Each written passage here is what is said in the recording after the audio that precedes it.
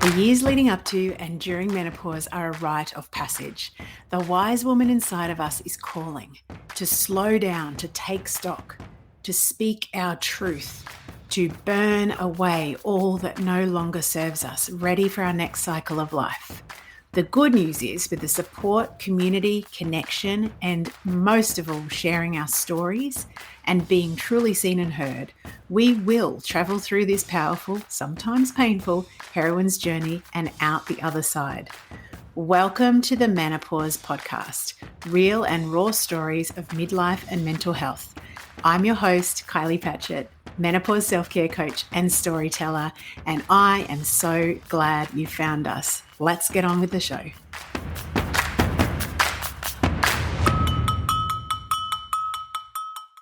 Hello, everybody. Welcome to another edition of the podcast. And today I have a very, very cool person in the studio. This is Laurie Saitz. How are you, Laurie? I'm doing really well. Thanks so much for having me. I'm so looking forward to this conversation because, like I said to you before we started recording, I'm like, this is one of those fork in the road stories that coincides with our late 40s when we're starting to go, I don't know whether this life is really fitting me. So would you like to introduce yourself to those of my listeners that do not know you as yet? Absolutely. Where to start? So I was born, not that far back. I was born on a cold winter day. I'll start with my entrepreneurial journey, which started in 2003 when I was making and marketing a product called the Gratitude Cookie. Ooh. And my company was called Zen Rabbit Baking Company at the time. So my company now is still called Zen Rabbit. That's cool. Yes. And I have a background of a million years in marketing. Yeah. And so when I started creating this product, the Gratitude Cookie, based on this family recipe, the goal was to create something that was a way for businesses to say thank you to their clients and their referral sources. So good. And so I was talking about gratitude as a way to differentiate your business. Yeah. Then that kind of extended into talking about gratitude and overall and how it can affect your life. And I ran that business for 11 years and couldn't quite scale it the way I would have liked to. Mm-hmm. And so, actually, let's be honest, I couldn't get it to be profitable. So I couldn't get it profitable, so I couldn't scale it. Yeah. I mean, the real thing is it was a struggle to make money with that business, even though it was such an amazing idea and people loved such a good idea. Yeah. And maybe now with the knowledge I have, who knows? But wasn't meant to be then. No. Yeah. But I learned so much. And I learned about networking and running a business and even more about marketing and branding. Yep. And so I shut it down, ran it for 11 years, shut it down at the same time that my mom was diagnosed with an acute form of leukemia and passed away 6 weeks later. And so here I am mourning the death of my business and my mom at the same time. And like a lot of people, that business was my identity. So now, who am I now that I'm not running this business? What purpose do I have? Who am I? Do I have any worth? This was my whole life. And so having to wrap my head around that. And that's when I started asking that question of, do I want to live the next 20 years the same way I lived the last 20? Yeah. And, and decide, and what would I do differently if I don't want to?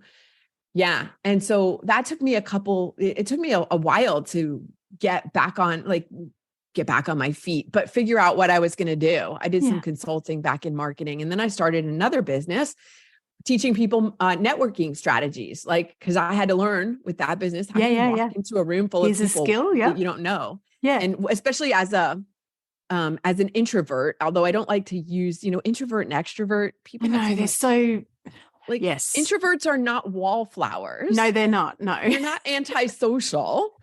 It just may be a little bit more difficult for us to break into conversations or to get to know people. We have less tolerance for those superficial conversations. Surface level stuff that lead nowhere. And so teaching networking strategies, but then pandemic came along and nobody was going to any events. Goodness gracious. So, you're like, really? Yeah, exactly.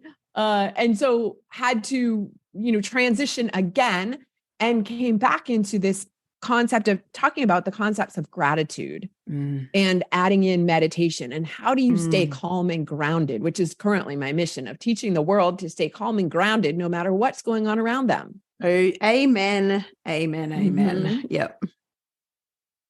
Yes. That's a key, isn't it? Because the gratitude and calmness is all very well when everything is going swimmingly and life is good. And I keep on reminding myself in my own practice, I keep on falling off the bandwagon with my meditation practice at the moment. And I'm like, this is the thing that keeps you the most regulated, no matter what happens around you. So if you want to feel more even-tempered and like you've got this deep keel of, gentle sort of foundation as you slice through the waves of perimenopause, I always think, then meditation daily is, one of the things that helps me to do that. But yeah, it's one of those things that you're reminded how much you need it only when life is going a little bit pear-shaped and you're like, shit, that's why I should have been doing that for the last 10 months. Exactly. Yeah. You realize how much it helps you when you are not doing it. Yes, correct. Yeah. Yeah. It's amazing. Yeah. Do you find, this is just I'm going off topic already, not off topic, but my brain is pinging at me to say, do you find that when you're talking to people about gratitude and meditation, there's a resistance there in terms of, I feel like so much of our world sets our nervous systems at this crazy rate. And a lot of us, and you talk about high achievers, which I want to dive into as well, but a lot of us high achievers are not comfortable being calm, at least at first. Is that something you find, or is that just me? Absolutely. Yeah, absolutely. Because what is familiar is the chaos. Yeah. Unfamiliar hell versus familiar heaven. Oh, no. Familiar hell versus unfamiliar heaven. I always get that wrong. Yes. Yeah. Yes. And so it is uncomfortable. Yes. Because people get comfortable living in that chaos, living in that drama. Yeah.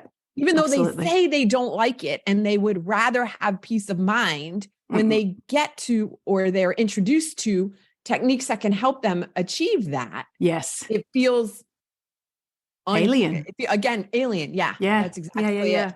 And so there is resistance to it.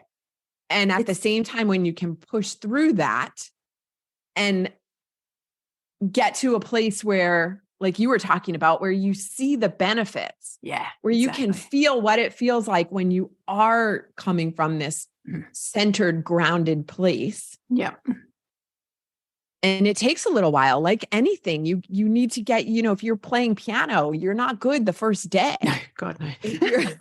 I know. I'm pretty certain I'd be crap for my entire lifetime with that one. But all of these things take time. So what do you reckon? Because when I am sensing the resistance in myself, because this is a very familiar cycle, and the other thing that I know about myself is that I resisted gratitude. Sorry, not gratitude so much. Gratitude is quite set in stone in my life, but the meditation end of things, I resist it, particularly when I don't remember that the truest form of myself, like whatever you want to call that, authentic self or higher self or whatever, that's the part of me that wants to meditate. And all the other, like I'm trained in IFS, so I talk a lot in parts language, like the parts of me that are comfortable with the chaos and are very scared of the quiet and actually feeling and all of those things. So for me, that's kind of cracked the nut lately. I feel like I'm going to put a kibosh on myself. I feel like touching wood here. But yeah, that's cracked. If I sit down, because it's in my morning habit stack, if I sit down to meditate and I've got a lot of resistance coming up, I'm finding it really helpful just to say, wow, the part of me that resists this gorgeous calmness and the part of me that has taught herself from a very young age to stay busy, to not feel, and to achieve, to try and prove worth and all of those things is actually trying to run the show at the moment. Mm-hmm. And I actually really, really would much rather listen to my higher self as the source of truth rather than a little, tiny version of me from way back. when you're working with high achievers, do you find that similarly? Is there a pattern there for a lot of us? Yes, that's very common. So let me ask you a question. Yeah. Have you ever given a name to those voices? Yeah, when I first did my IFS training, I had names for every single part, and now I think I got too complicated with them all. Like that was, like, but they could all have essentially the same name because it's the chaos. Yeah, it's not just me. Name right, yeah. And you name the chaos, but you can talk to it. Yes, when it's not you, and say, hey, what are you doing here? Yep. And you can also ask yourself, even if you weren't naming it, what am I getting out of this? Yeah.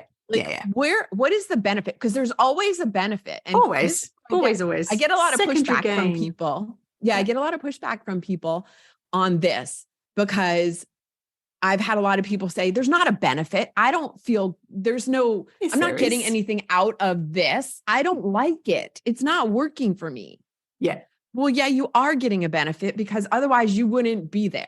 Yeah, correct. Like you would walk away from that so fast.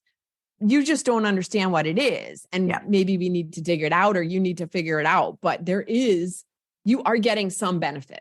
100%, because the system requires you to have a purpose behind what you're doing. So yeah. And it's always seeking safety and control. It always comes back to safety and control. And unfortunately, like safety sounds like a good thing, but when, I think when you don't have a good experience of feeling safe as a kid, safety feels really uncomfortable. And so that's my edge at the moment. So it's really interesting when I was reading through this last night again, I was like, oh yes, we're going to have that conversation so that I can bring that right smack bang into my awareness. And I agree with you when I talk about secondary gain in like a coaching session, people will be like, there is no benefit. And I'm like, okay, let's just ask a few questions. And then they kind of get that look on their faces. And I'm like, yep, there it is. But it's really difficult to dig it out yourself though. Oh, absolutely. And that's one of the reasons why working with a coach on something like this is so important, because it's too easy to fool yourself and just go, no, there's no benefit, and walk away from that conversation and just shut it down and not deal with it. Exactly. And then you don't get to the truth. And so you don't get the unraveling of whatever pattern you're in. Exactly. Anyway, I've created a garden path, which we've gone down, but I want to come back. Sorry, Laurie. You have this sentence you said in the summer of 2022. So you got to the pandemic, everything shuts down, the networking's not happening. So that version of your business is kind of like not viable at that time. And then you say here, in the summer of 2022, I was doing all the things and not getting any results that I would have liked. And I wasn't having fun. So I stopped doing all the things and took a month-long road trip sabbatical with my 19-year-old cat, which I've got, I don't know, like in my head, I've got such a clear picture of you in a car with a cat. So tell us about that. How did that decision happen? Was it one of those, come to my knees kind of moments where it's just like, F this, nothing's happening, like nothing's working, I need to do something different? Yes and no. So, and first of all, I will send you a picture because I have a picture that I took as we were pulling out of the parking area of my apartment building. Yeah. But as we were getting started, and it was almost like a last minute thing, I was like, I should take a picture and document this. Yes, you should. So I have this, and people freaking love this picture. I want it to be your cover. Can we make that your cover? Yeah, I'll send it to you.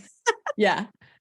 So yeah. So it was about maybe May, June, around this same time last year. Yeah. That I started having conversations. I had a conversation with a friend who was talking to me about Brene Brown had written a blog post about taking the summer off and she was closing her office. And I think everyone was taking this summer sabbatical.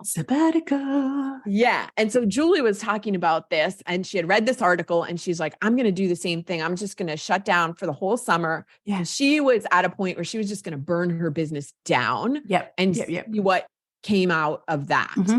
I wasn't ready to burn my business down. I just needed a break. Yeah. But at that time with the conversation with her, I was like, yeah, I can't do that. That sounds wonderful, but I can't do that. Yes. And then I had another conversation with one of my podcast guests, Chris Shembra, who wrote a book called Gratitude Through Hard Times. Yes. And we were talking about somewhat of a breakdown that he had as someone who talks and teaches about gratitude all the time. And he had lost his connection with gratitude and it had very dire consequences for him. And he was talking about that and about losing this connection. And I was like, maybe a sabbatical. And then I had a third conversation. Now everything comes in threes, right? Yep.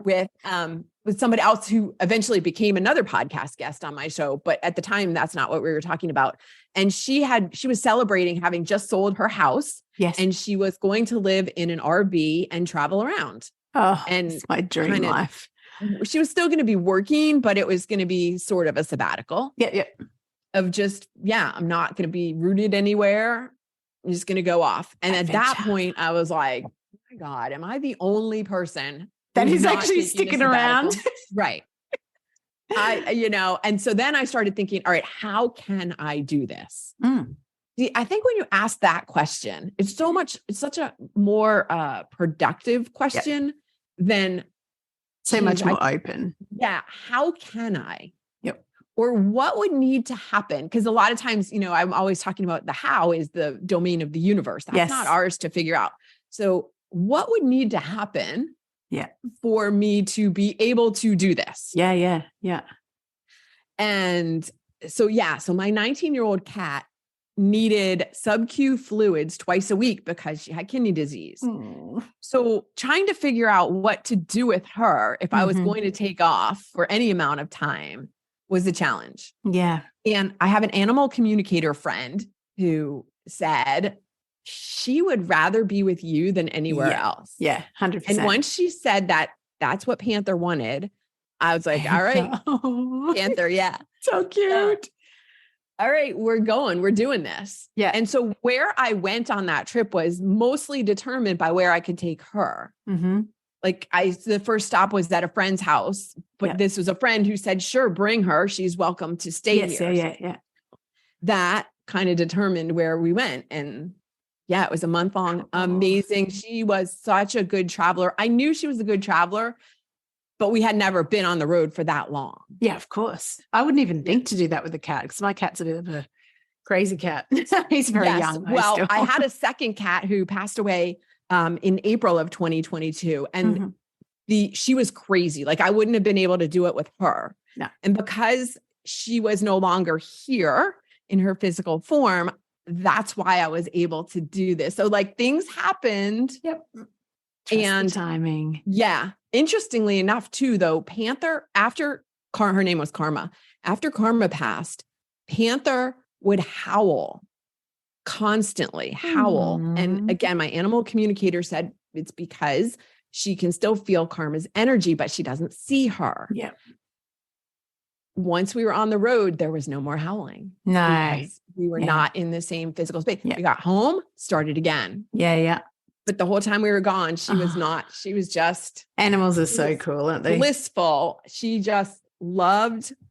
I don't know that she loved being in the car, but she did really well. She loved being with you, though. That's the thing. She did. Absolutely.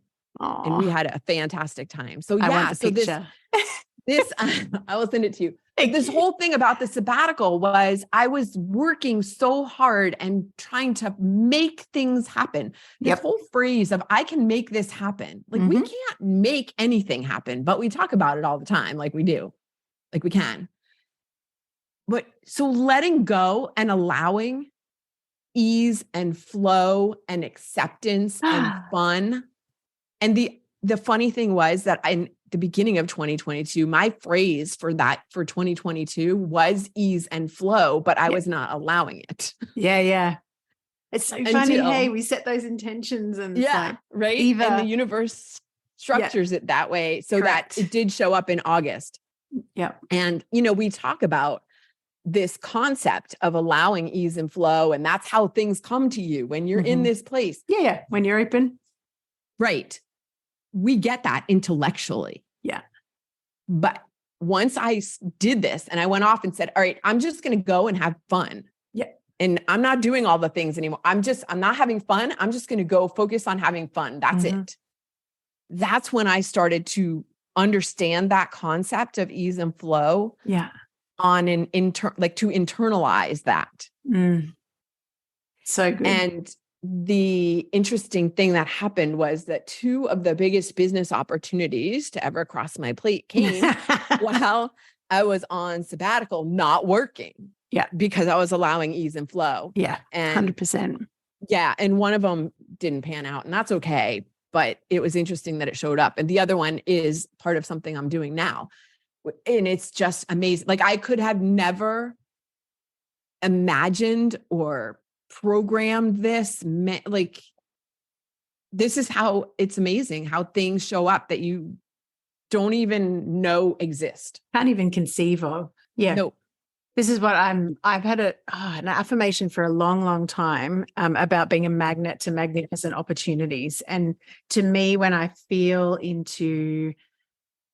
am in the state of feeling magnetic, it's just complete trust. It's actually it's both trust in the universe providing and also self-trust in that whatever is provided, you will be able to respond to. And so there's that, it reminds me of the concept of like healthy wood energy in traditional Chinese medicine is like the tree that can just respond to the wind. Like there's no snapping, there's no reactiveness. It's just like, it just literally goes with the flow.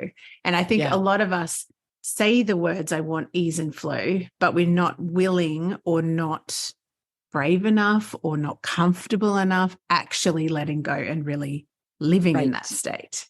And that is like, again, the edge for me. I left my corporate job back in October last year. And I was like, I don't know how, but this is everything will be fine. And it absolutely has been fine. And I find same sort of thing that you're saying, such strange things, not strange, but so unexpected things unfolding that I was just having a conversation with someone yesterday. I'm just like, I did not see that coming. I did not see that coming or that coming or that coming. And that's where I'm like, there's no way that my little tiny brain with my own little tiny slice of perception of, all of the quantum possibilities could possibly conceive of all the magic that's available to us. So it's like, just put your brain to the side then and trust. Use your belly, use your heart, and just dip into that. Right. And going back to the whole concept of meditation, I think that helps magnetize things because you 100%. Are getting into this calm, you're getting into that quantum field that Joe Dispenza talks about and planting seeds, even if it's like you were saying about being magnetic to opportunities. And one of my things that I had focused on a lot was, and I'm not a big fan of affirmations, and we can talk about that, but I know. This phrase of cool opportunities just show up for me. Yeah, that's a good one. And that's what happened. Yeah. That's so cool. I like that. Cool opportunities just show up for me. Do you know what I love most about that too is that there is an energy of playfulness and here's what I've learned. Like I've learned this so many times in my life. I'm just relearning it in this version of my entrepreneurship. Playfulness and taking care of my energy first is where it's at.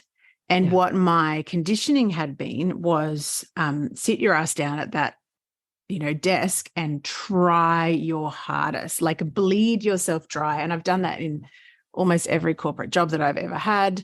I've done it in over delivering in relationships, in family situations, like everything. And it's that, finally this year. And I think this is a like, I don't want to live my next 20 years like this kind of, the fork in the road moments where when I can sit in this, my most important thing to do is just take care of my energy. That's it. Yep. And so now, I think people might think, oh my God, she's talking about morning and afternoon evening habit stacks again, because I'm so into Atomic Habits. I've just read it for the, I think, 4th time. But just that identity shifting of like, I am a well woman. And if I take care of myself, everything else takes care of itself. And that to me is that it's the complete shift in identity. And I think that like what do you think brought what do you, when those 3 messages about taking sabbaticals pop in, do you believe that's like the universe tapping you on the shoulder, just going, oi, you've gone off track a little bit here, there's another way? And then the energy of playfulness because you've gone and had fun. And I also think the other thing about traveling to me, well, the joy that I get out of traveling is that beginner's mind type of thing where everything's new and everything's cool because it's like, I haven't seen that before or I haven't whatever. And I don't know whether you were traveling where you hadn't before, but that's the sort of energy that I feel like, again, that's light energy, right? It's like playful and joyful and like, let's just go and give it a crack, that type of like open to anything situation. So now that you're back, so obviously you've been back for a little while, what's shifted for you in business? You've stayed in the zone of believing cool opportunities just show up and cool opportunities have.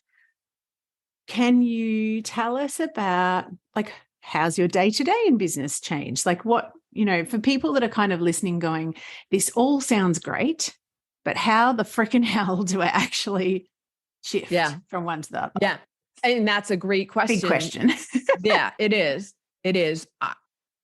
Honestly, I was very reluctant or hesitant around coming back. I mean, obviously I had to come back. Yes. But I was somewhat afraid of how am I going to continue this energy? Yes. Because, and I get like, I'm not minimizing people who are addicts that's a much bigger issue.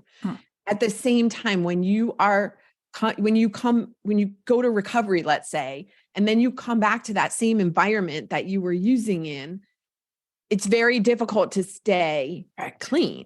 Yeah. From what I understand, I don't have any personal experience. Yeah. And so this is what I was feeling like, okay, now I'm coming back into the same environment. How am I going to not get sucked back into doing 15 hours of work a day and nothing else? Yes.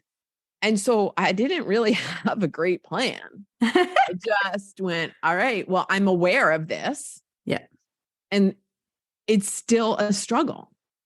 I'm doing better with it and in shutting down the computer and going off and reading or taking time to recharge. But one of the conversations I had while I was on that sabbatical with a friend was about living a sabbatical life because he said, I love this. Yes. I feel like I already live a sabbatical life. He lives in South Florida.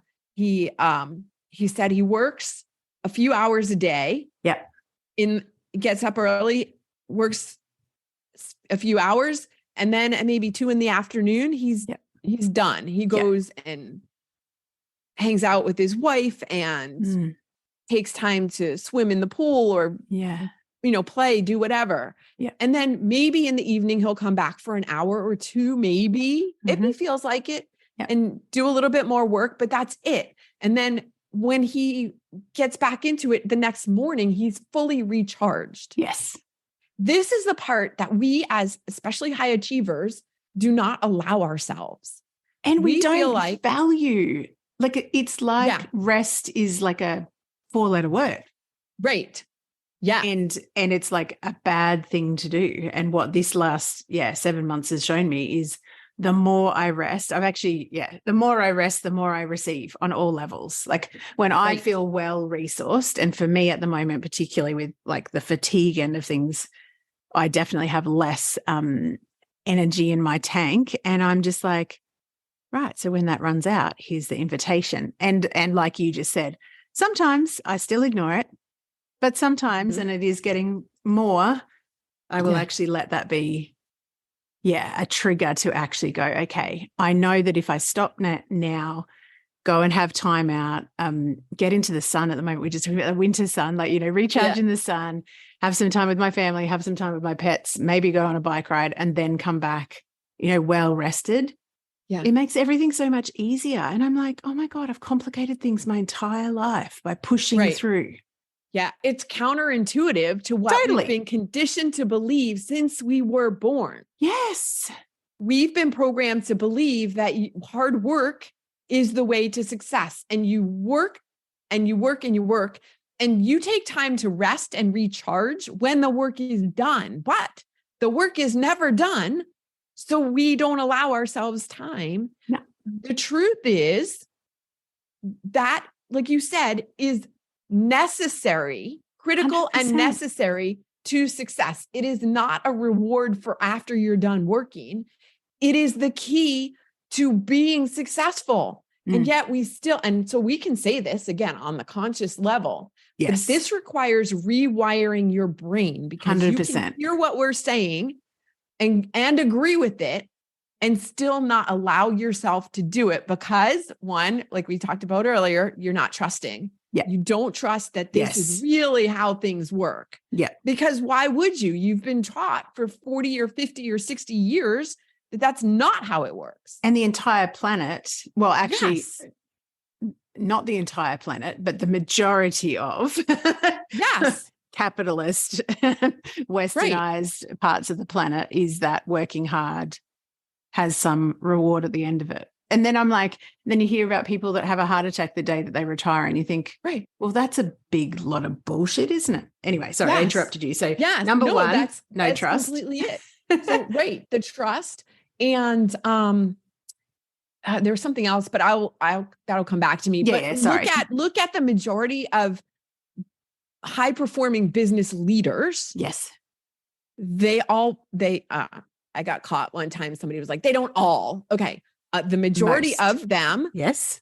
Practice meditation. Yes, they do. Why is that? Yep. Look at like Richard Branson and Ray Dalio and the guy who started not Salesforce. I can't recall his name. I'm so bad at all those names. Yeah. It's like I don't live in that bubble, so I don't pay any attention. Right. Okay. But all of them, and look at the highest performing athletes. Carly Lloyd, the soccer player. Yep. And LeBron James and all of these. So many. Yeah. They practice meditation for not because they have nothing else to do. No. And they do meditation and visualization. And that's the other thing that I'm doing this thing at the moment that I'm really loving.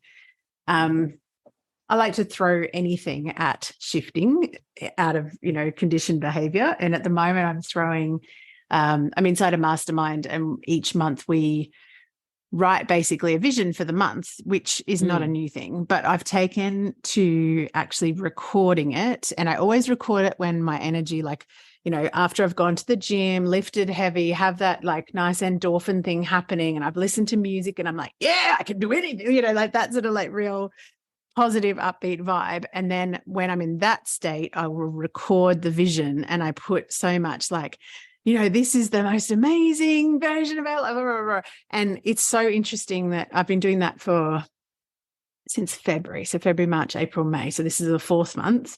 And I listen to it most days, sometimes twice a day. But that listening to your own voice telling you the story. And again, it's limited because like we said before, my little brain can't conceive of the quantum, as much as I try and, dip into it. Like obviously you're only just sort of like tipping yourself over the edge and, but it's still better than getting stuck in the patterns of no, I have to work really hard or no, there's some sort of lack coming up or whatever. I just turn on my own voice and it's like getting a pep talk from like the highest or not highest version of you, but like this energized, open, inflow, trusting. And it's so cool because I find listening, that's why I have a podcast, obviously, like listening to someone's voice is so much more connective than, reading something or whatever. So you can hear the tone, you can hear the joy, you can hear the playfulness, you can hear the sense of trust. And I'm just loving that. It feels like I'm able to kind of better sit above those moments where I do go into that, I've got to like strap myself to the desk because I've got so much to do. When I say that phrase in my head, I've got so much to do, I'm like, oh, fuck off. I'm just like, no, exactly. Wrong way, go back. You're going down that slippery slide. We have been taught that the outer work is what's important. Like, of course, yes, you need to learn how to do some things. Yeah, of course. Like in terms of running your business, there's definitely action taking. Yeah, so thank you for bringing that up, because this is not about sitting on your sofa and gazing at wishing that bags of money will fall from the sky. Yeah, or, actually, the perfect mate will knock on the door.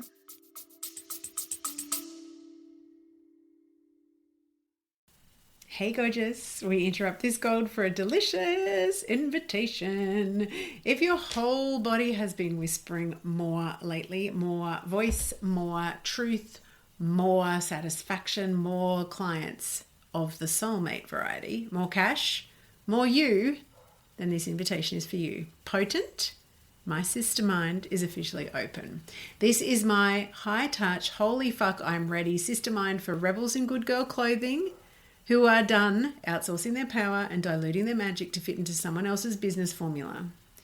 If you have been craving a space where your strategy, your voice, and your energy all get to be offered, honored, refined, and amplified, this is it. Inside of Potent, you'll get my eyes on your business every single week, copy mentoring, and that is for brand copy and content storytelling that turns your truth into client catnip, energetic recalibration that helps you unhook old learned limitation patterns, keeping you quiet, not being seen, not being heard, real-time, high-touch, one-on-one coaching that actually sees the bigness of your vision, and the kind of sisterhood that does not flinch when you show up in your full, messy, brilliant, phoenix rising from the ashes glory. This isn't surface level support. It's deep, potent, paradigm shifting work that changes who you are as a woman in business and a woman in life. We start in August. Early open access is open right now. For the month of June 2025, inside of this early access open doors period, you will receive juicy bonuses, extended payment plans, and access immediately to my entire library of storytelling gold. You'll find all the juicy details at kyliepatchett.com/potent. And we fill spaces, and there's only 10 of them, and more than likely only 5 by the time you listen to this, because by that time I will have offered them to the existing cohort, the beautiful original OG circle. We do actually take applications on a first come, first served basis. So come and apply, and let's get back to the magic of the episode.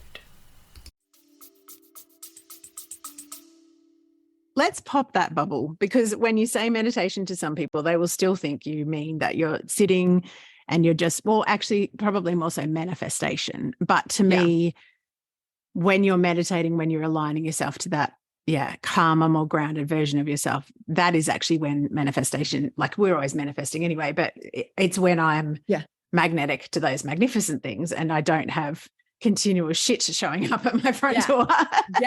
Wait, well, you mentioned Atomic Habits, which I just finished reading that a few weeks ago for the first time. And I love that he talks about in that book the difference between being in motion and taking action. Oh, when you are in motion, you're in motion, you're busy. You're busy. You're doing stuff. But you're not accomplishing anything. You're not really being productive. When you are taking action, you're taking, and I don't know that he says it this way, but you're taking inspired action. And I think that inspired action comes, you are inspired to take certain actions when you have been in touch with your inner voice. 100%. Yeah. And you are getting direction from your higher power or whatever it is you want to call it. And the only way you can get that direction, because you mentioned earlier too, about so much outside distraction, there's plenty of sources, family, friends, colleagues, social media, traditional media. Everybody wants to tell you how to live your life. 100%. Yep. even though they're not doing such a great job on their own. Exactly. They got information. They know what you should be doing. Be careful what you're listening to, people. Exactly.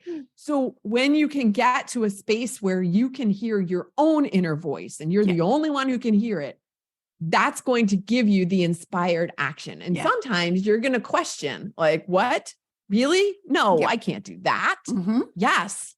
Listen anyway, because that's not going to steer you wrong. No. And so that's what when we're talking about plenty of people busy, but they're not getting anywhere. And those are the high achievers that I tend to work with that go to sleep at night feeling like they haven't accomplished enough. They just worked 15 or 16 or 17 hours a day. And they're spinning their They're wheels. exhausted, but they didn't move the needle. They don't feel like they actually accomplished anything. Yeah. And that's part of the reason why. Because it's the spinning the wheels. And actually, as you're talking, the busyness, like when I talk a lot about trauma resurgence when we get to these perimenopausal stages, like shit that you haven't looked at, healed, faced, dealt with, unfortunately tends to pop to the surface. And I think for me, like I've always known this to a certain degree, but I really, really feel it, is the busyness, the being in motion has just been a numbing strategy. That's it. Yeah. And so this kind of the pattern of always having to be doing to feel okay internally, just a numbing.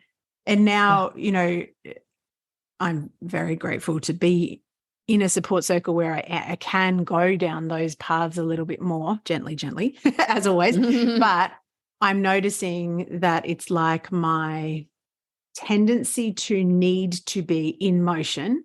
So not productive, not, and I also just listened to Essentialism again, which I love, goes with Atomic Habits beautifully. But it's like, are you actually taking action on the essentials that you actually want to shift the needle on? Or are you just in motion, keeping yourself busy doing shit that doesn't need to be done, that no one actually notices? It's not going to make any difference to your bottom line or your satisfaction when your head hits a pillow. And I think I feel like when you start to unravel the part of you that wants to stay in motion, it's uncomfortable, but there's also this kind of, well, for me, I can only speak from my experience. I feel like for the first time in my life, I'm actually meeting myself underneath all that. I'm just like, oh my God, there was actually nothing to be terrified about. And yes, there's strong emotions definitely to do with the trauma end of things, but this wisdom that's underneath all the busyness. And like you say, I used to listen to, what's her name? Lacey Phillips. To Be Magnetic is her company. And I used to do her, it's a thing called DIs, like I can't even remember what that is stands, but she talks about following the pings, which is basically, you know, different language to what you're saying, is like connect to your inner voice. And then when your inner voice says you should call that person, just do it. Don't ask, you know, don't confuse things. Don't get the, you know, dirt on the windshield, just do that. And when you said before, sometimes it's uncomfortable. I had that happen yesterday. I had the card open for something. And the whole time I had the card open for this launch, something wasn't feeling right and I couldn't put my finger on it. And I was like, is this just old patterning from me feeling like launching always has to feel a bit sticky and, you know, heavy? Which of course it doesn't, but that's just, you know, the way that I used to do business to fulfill my need to be in motion and complicate things. Launching was always horrible. And then, I got this ping. It's like, you need to actually completely pivot the way that you're doing this and have taken action on that. 100% feel so much more relief and also this bubbling of like excitement about the different way that I'm doing this. Yeah. But the old me would have gone, that is ridiculous. You cannot do that in the middle of a launch period. People will think, and I'm like, people aren't even bloody paying any attention. Trust me. Right. Like no one is paying attention as much as what you think. And I'm excited because I was just saying to you before we started recording, in the winter, I always have this really big desire to hibernate. And I've got a feeling like it's the 31st of May, winter is tomorrow. I've got this feeling like I want to like pull the covers over and just bunker on down and fulfilling on what I was launching would have meant that I couldn't for 2 mornings a week. Like I'd have to get out of bed early. And I was like, I don't want to do that. Now I'm looking at my calendar, and for the whole of winter, there's no early morning or late evening, which I've been doing a lot of lately. And I'm like, oh my God, if I had ignored that, I would have had this massive amount of like simmering kind of same pattern. I've got to work hard to do something. Like it's got to be hard because it's got to be uncomfortable to. And I'm like, no, it fucking doesn't. If you take care of yourself and your needs, your business is way better for it, and your clients will be way better held because your energy is clean and it's, you know, light and warm and welcoming. Like that's what I want it to feel like, not the other way around. And I'm like, oh my God, that's such a good example. And this is a concept I've talked about with other people, with clients, as well as I'm thinking of a particular guest that was on my podcast. Yeah. It can be easy. Yes. Why do we think it needs to be, everything needs to be difficult? Yeah. It can be easy. 100%. Yep. And going back to something you were when you were talking about your launch, I just had a conversation with someone who said the question to ask when you're doing something that is new or uncomfortable. Is this a stretch for me? Or is it out of is it out of alignment with my values? Alignment, 100%. Yeah. Because say that again. They both feel uncomfortable, but it's asking yourself, is this a stretch for me? Mm-hmm. Or is it out of alignment? Yeah. It's the same. I had a conversation with the coach that I work with yesterday, and I was like, my gut is telling me to do this. And my energy feels really clean and clear about it. Whereas I have gone down the path in past launches in my first iteration of business way back, where I've felt like, screw it, it's not working the way I want it, and just to pull the pin and like run away. Mm-hmm. Mm-hmm. That is not how I was feeling. And so to me, that would be the difference between, you know, stretching and feeling uncomfortable and not being able to hold that discomfort would be me pulling the pin back in, you know, 2012 to 2017 when I was open the first time.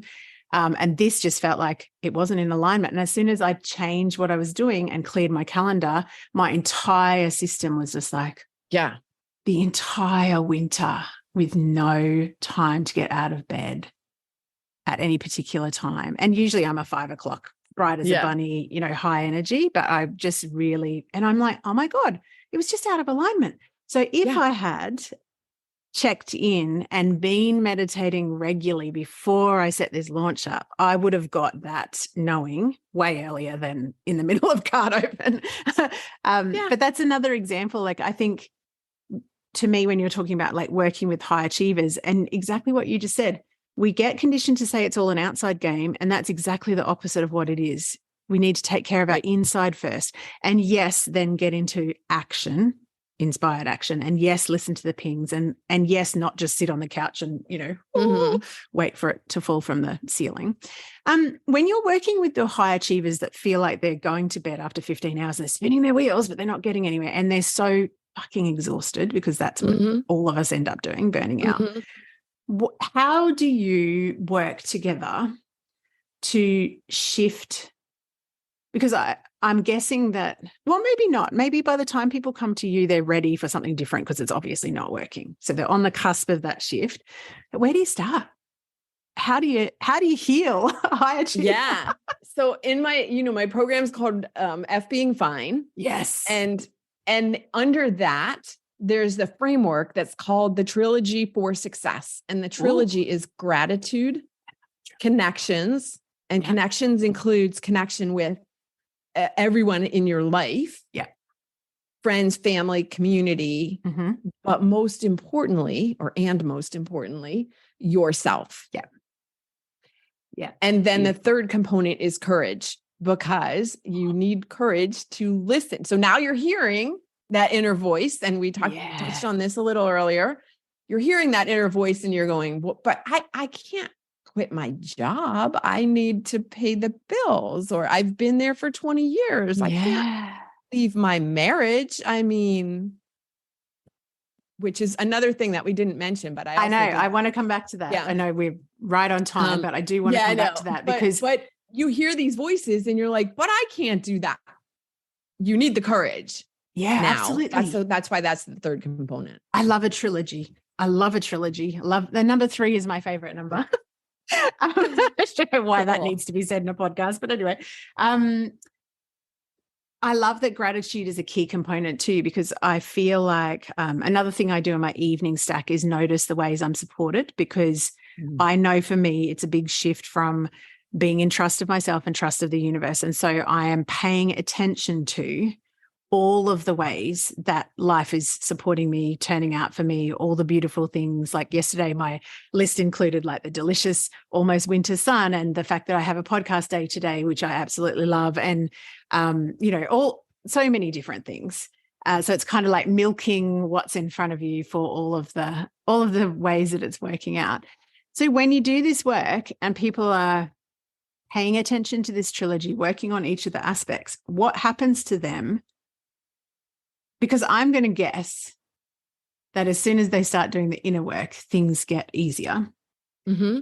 And they get more and more evidence that the more that you take care of your own energy and meditate and connect and practice gratitude, then the easier everything happens.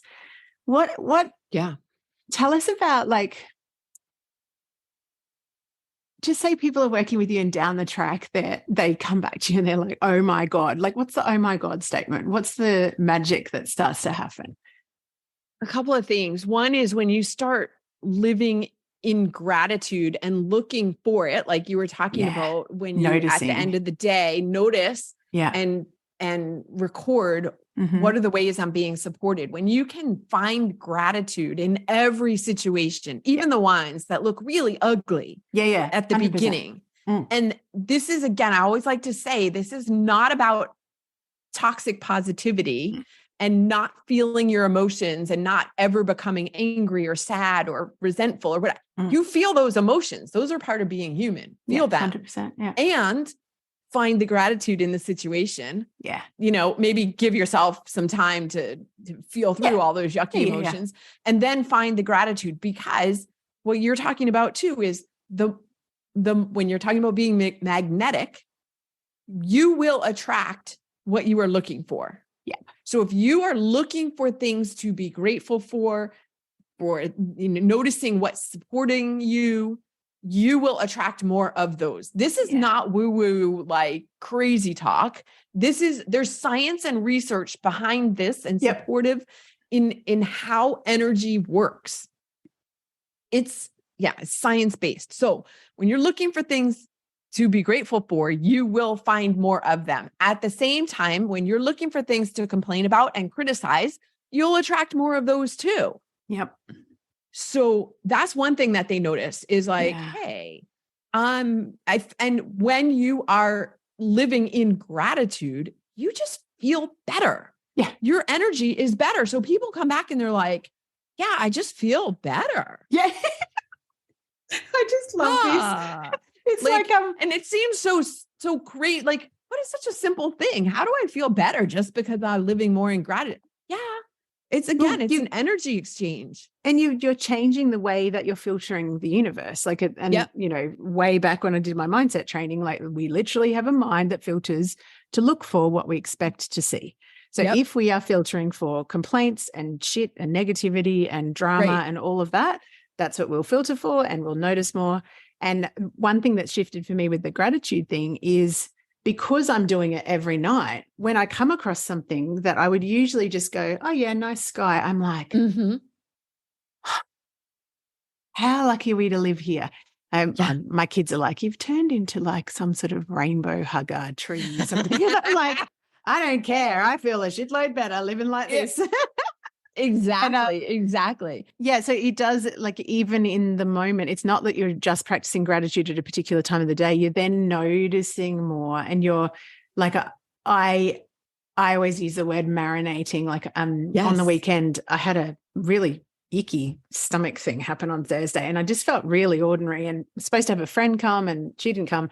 And I kind of was like, oh, I could go down a slippery slide of like, boo-hoo, nobody loves me type of bullshit. And then I was like, I'm going to take myself on a date weekend. And so I went to the farmers markets. I laid in the sun for an hour and a half just because it felt good. Like all of those things.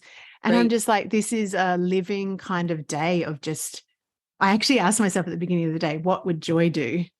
And then I just kept on doing the next thing. So I took myself on a bushwalk, and then I went and had a coffee, and then I journaled, and then I read in the sun, and I watched a whole series of Tiny Beautiful Things by Cheryl Strayed, which I just love her books and her writing.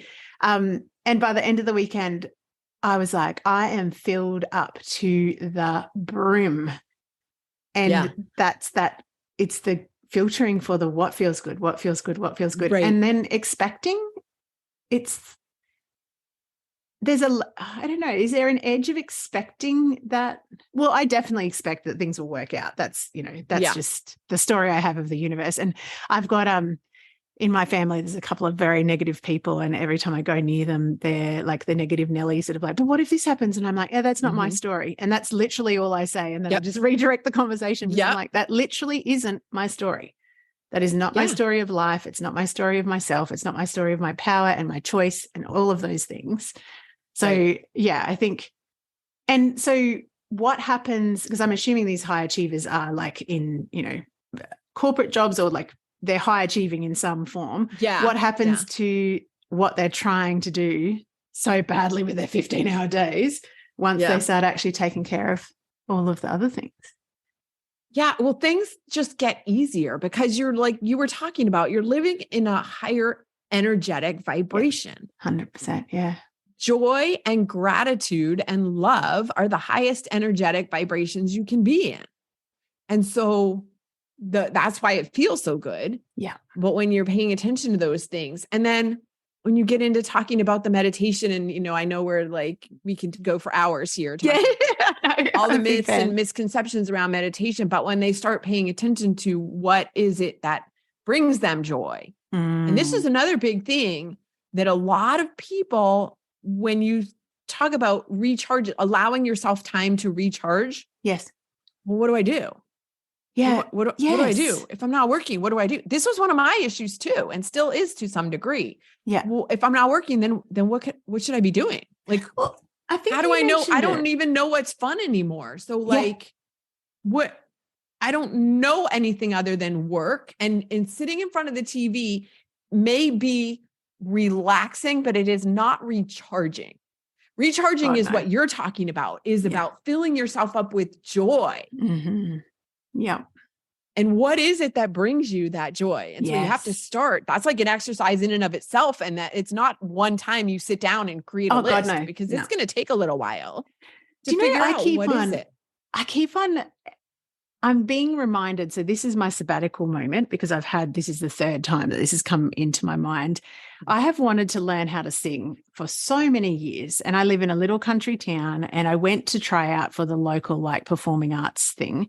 And I don't know whether I've told this story on the podcast, but anyway, the lady that was like the head honcho actually wouldn't let me try out because she said it was unlikely that I would be a good fit.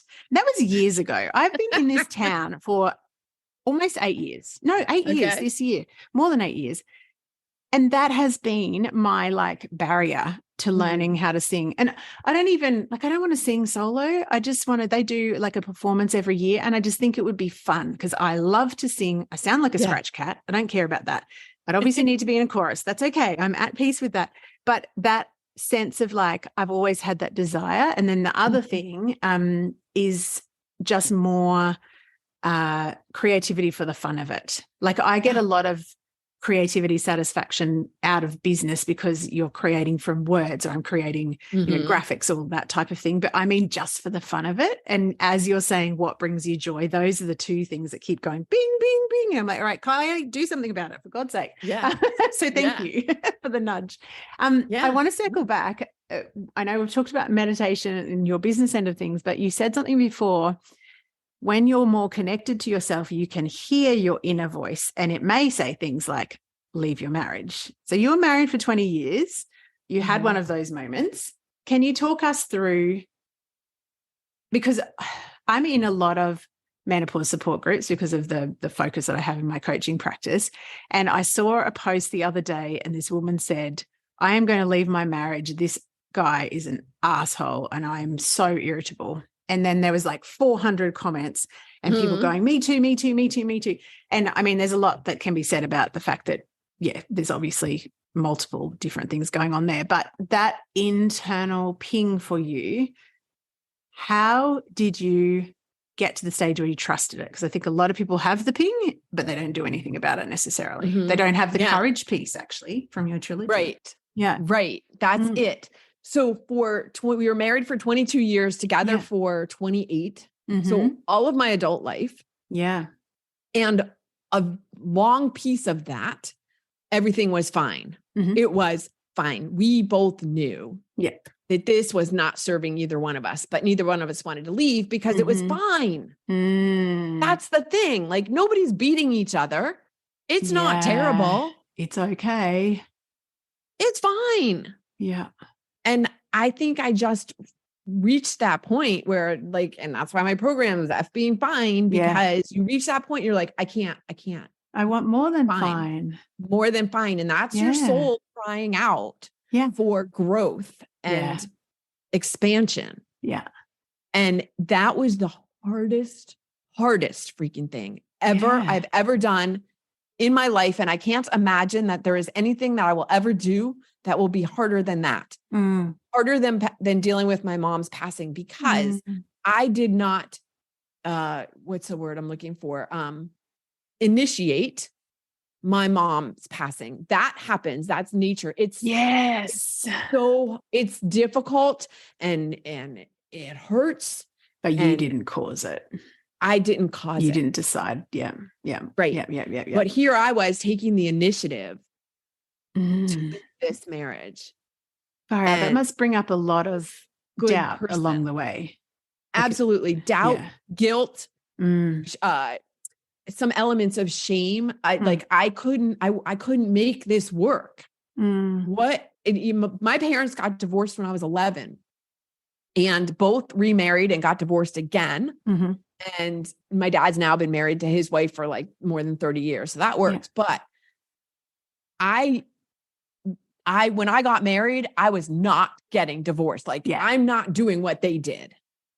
And yet I still couldn't and it wasn't just on me, and he takes he takes responsibility too. Like he's a good person. And we still are, we don't hang out together. We're not friends, but we're you friendly. Still can talk. Yeah. But it was not working for either one of us. And so he would never have initiated. I had to do it. I think that's true of a lot of fine couples. I feel like I was thinking about this yesterday. There's I see around me, and this may just be where I am, but I see a lot of, couples that have been married for a long time. I've been married for a long time, 23 years. And same thing, like met very young. So, you're a whole adult life. So I just, even the concept of, I can understand how that would be identity, because you talked about identity with your mum and your business, and then that identity piece too. So you've really gone through this huge transformation. I see in couples in our circle, the guys are getting quite old. And then the women are doing this like rebirthing thing. Yes. And they're like, I'm going to wear the cool colors and I'm going to take up the freaking hobby. I'm going to get a motorbike, which is definitely what I'm doing by the end of this year. I keep saying that, but I am going to in 2023. And they're kind of, I don't know, is it because maybe for some of us, because we've had kids and we've done that bit, it's like, now it's my time. I don't know what it is, but I feel like and I do see there's a lot of couples and, they're fine.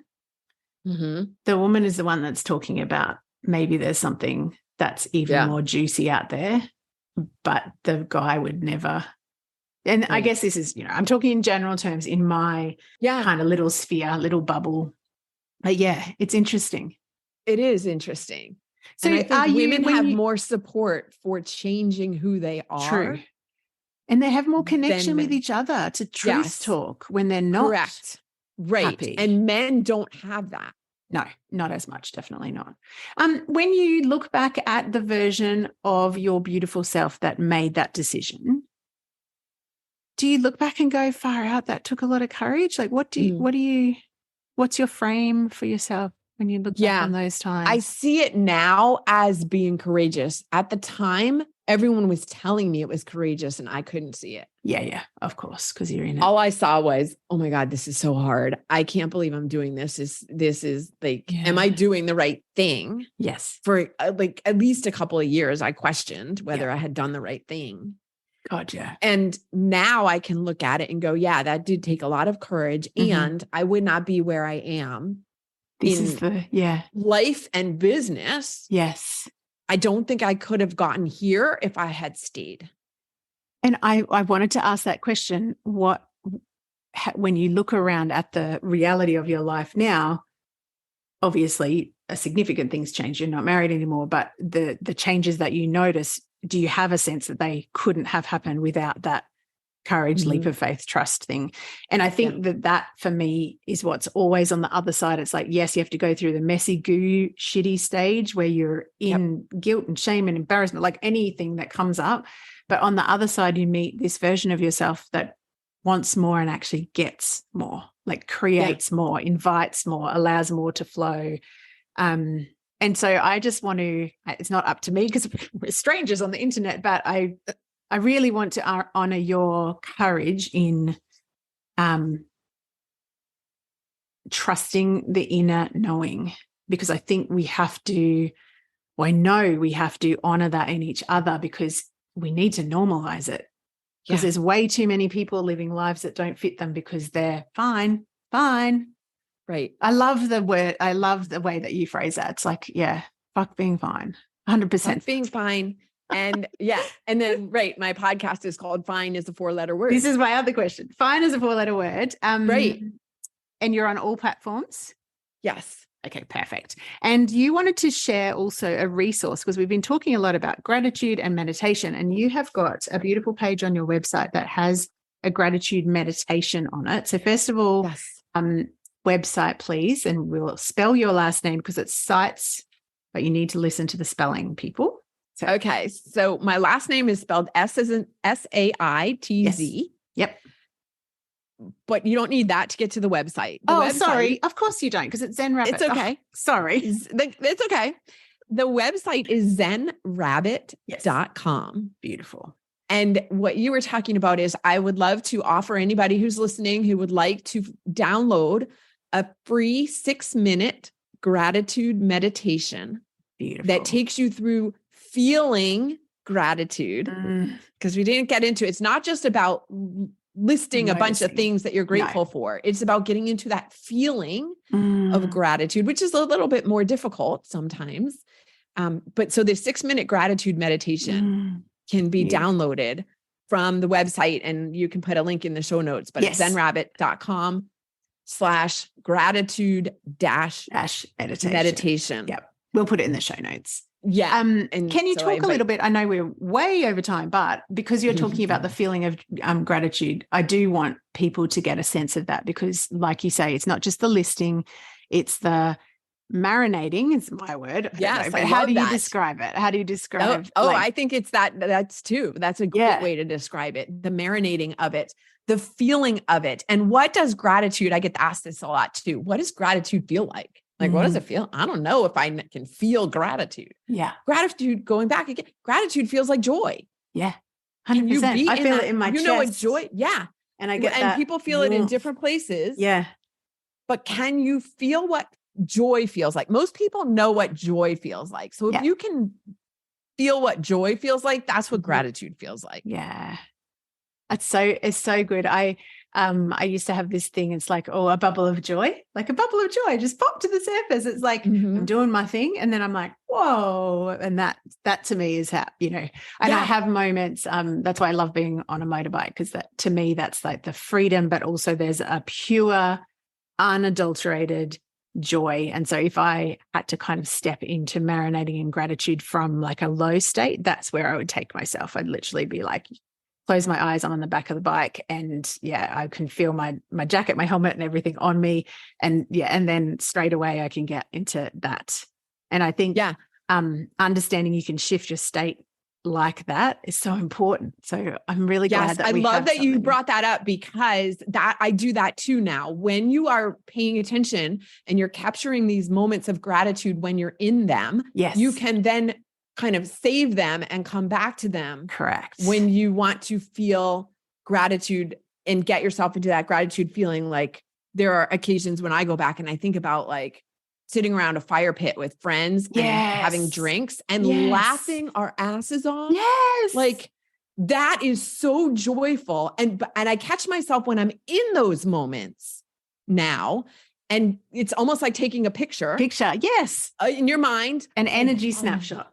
This feels so good. Yes. And then it cements it in your mind so that you can come back to it whenever you'd like. That's such a good reminder, because yes, I do think that the gratitude practice has become this very like 3 things I'm grateful for, bang, bang, bang. No. And there's not actually any feeling involved at all. Right. Marinate in it. And that's exactly what with the recording of the vision, that's exactly what I'm doing, because I've just recorded an audio version of it, but I've literally put myself into a higher state, doing something that I love, and then recorded it so that, as soon as I start that, like today I will listen to the May one for the last time, but the start of the May one, I keep on changing them, but this is like, hey, KP, this is your best life. It's like being like, I don't know, on a stage and someone doing the warm-up thing, but it makes me laugh because I literally did it way more playfully than what I've even done it. I was doing it very seriously, and now I'm like loose, ease flow, like just do it because it feels good. Don't do it for the end result, because that is, that's the addiction of the high achiever, is go for the result. And that's right. Yeah, process, not product, is another thing that I have so enjoyed this chat. Thank you so much. I know we could go on for hours, but we need to wrap up. We will put, though, all of the connections in the show notes. Please go and check out the gratitude meditation. I'm going to go and sign up right now, because I could do with a little bit more in my arsenal, just to remind. Thank you for your joy and your wisdom, and also just showing us what courage. Courage doesn't feel good all of the time. It feels really sticky a lot of the time when you're in the trusting. But also, I think one thing that we didn't mention, but it's a great place to end, is the more that you practice self-trust and take action through courage, the more that you trust yourself. So it's not a given. You don't just get self-trust on a platter. You actually have to take action. And you've given yourself, a beautiful example of what it's like to, really, really trust. I cannot wait to see what happens next. Yeah, me either. Thank you so much for hosting me today. And please send us the picture of you and your beautiful Panther, because I will make that your show note, your cover would be lovely. Okay. Thank you so much, Laurie. Bye-bye.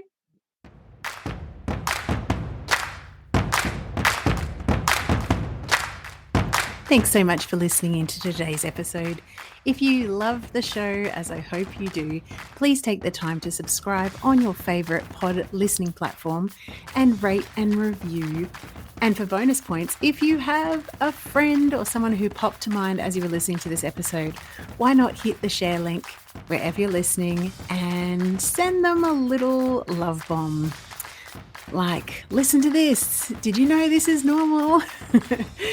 I really, really, really would love to get these beautiful stories into the hearts and ears and minds of so many more midlife mavens. And your help spreading the love is truly, truly appreciated. Thank you so much. I'm Kylie Patchett, your host, and have a spectacular day.